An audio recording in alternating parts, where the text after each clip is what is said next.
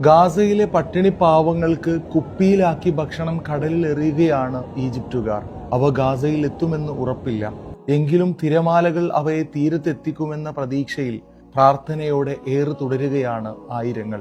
Egyptian മനുഷ്യാവകാശ പ്രവർത്തക Sara അൽ അഖാരിയുടെ മനസ്സിൽ ഉദിച്ച ആശയമാണ് ഇപ്പോൾ ഈജിപ്തുകാർ ഹൃദയത്തിൽ ഏറ്റെടുത്തിരിക്കുന്നത്. അരിയും പരിപ്പും പയറുമൊക്കെ ശേഖരിച്ച് പ്ലാസ്റ്റിക് കുപ്പികളിൽ നിറച്ച് ലക്ഷ്യസ്ഥാനത്തെത്താൻ ദൈവത്തോട് പ്രാർത്ഥിച്ച് കടലിൽ ഒഴുക്കിയ സാറ ഓരോ കുപ്പിയിലും കടലാസ് വെച്ച് അതിലിങ്ങനെ എഴുതി: ക്ഷമിക്കുക, നിങ്ങളുടെ ക്ഷമയ്ക്ക് അള്ളാഹുവിൽ നിന്നുള്ള സഹായമുറപ്പ്.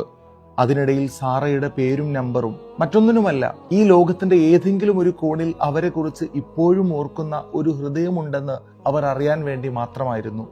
ആ കുപ്പികളെ കാറ്റ് ആഴങ്ങളിലേക്ക് വലിച്ചു കൊണ്ടുപോയില്ല.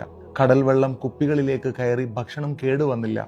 മൂന്നാം ദിവസം രാവിലെ സാറയുടെ ഫോണിലേക്ക് ഗസയിൽ നിന്നുള്ള ഡസൻ കണക്കിന് സന്ദേശങ്ങളെത്തി. ദുരിതാശ്വാസ കേന്ദ്രത്തിലെ ഡോക്ടറിൽ നിന്നുള്ള ആദ്യ സന്ദേശം ഇങ്ങനെയായിരുന്നു: നിങ്ങളുടെ 10 കുപ്പികൾ തീരത്തെത്തി. നിരവധി കുടുംബങ്ങൾ വയറു നിറയെ ഭക്ഷണം കഴിച്ചു. കുപ്പിയിലുണ്ടായിരുന്ന കടലാസ് കയ്യിലെടുത്ത് 2 കുട്ടികൾ നിങ്ങളുടെ പേരിൽ ഉമ്മ വെക്കുന്നത് ഞാൻ കണ്ടു.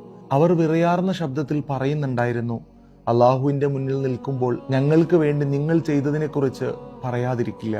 ഒരു പെൺകുട്ടിയുടെ സന്ദേശം ഇങ്ങനെയായിരുന്നു: നിങ്ങൾ കടലിൽ എറിഞ്ഞ ആ ചെറിയ കുപ്പികൾ വെറും ഭക്ഷണമല്ലായിരുന്നു, അവ രക്ഷാസന്ദേശങ്ങൾ പോലെയായിരുന്നു. വരണ്ട ഭൂമിയിൽ മഴത്തുള്ളികൾ പോലെ അത് ഞങ്ങളിലേക്ക് പെയ്തിറങ്ങി.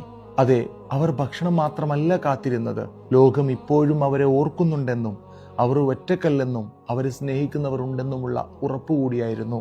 ഗാസയിൽ ഭക്ഷണം ലഭിക്കാതെ ഇതുവരെ എരിഞ്ഞടങ്ങിയത് 123 ജീവനുകൾ.